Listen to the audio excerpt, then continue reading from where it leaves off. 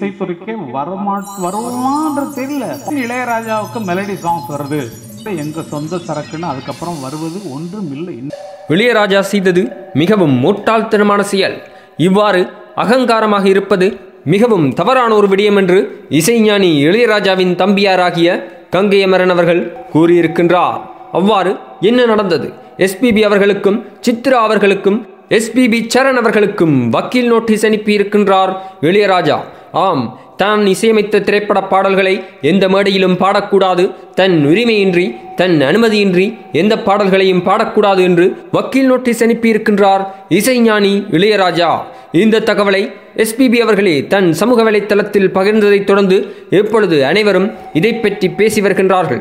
அதைத் தொடர்ந்து எஸ்பிபி அவர்களே தயவு கூர்ந்து இது ஒரு சோகமான விடயம்தான், இருப்பினும் இந்த விடயத்தை பெரிதாக்க வேண்டாம், இதை ஒரு சர்ச்சையாக மாற்ற வேண்டாம் என்று தாழ்மையுடன் கேட்டிருக்கின்றார் எஸ்பிபி.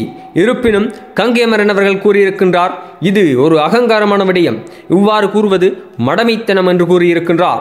அது மட்டுமல்லாமல் பாடலாசிரியர் வைரமுத்துவின் மகன் இது குறித்து கருத்து கூறும் பொழுது இது மிகவும் தவறான ஒரு விடயம். ஒரு பாடலுக்கு இசையமைப்பாளர் மட்டும் காரணம் அல்ல, அதற்கு பலர் காரணமாக இருக்கின்றார்கள் என்று தன் கருத்தையும் கூறியிருக்கின்றார். இப்படி ஒரு சர்ச்சை ஏற்படும் என்பதை யோசிக்காத இசைஞானி இளையராஜா அவர்கள் எதற்காக இந்த வக்கீல் நோட்டீஸ் அனுப்பியிருப்பார் என்பது அனைவருக்கும் புரியாத ஒரு புதிராக அமைந்திருக்கின்றது.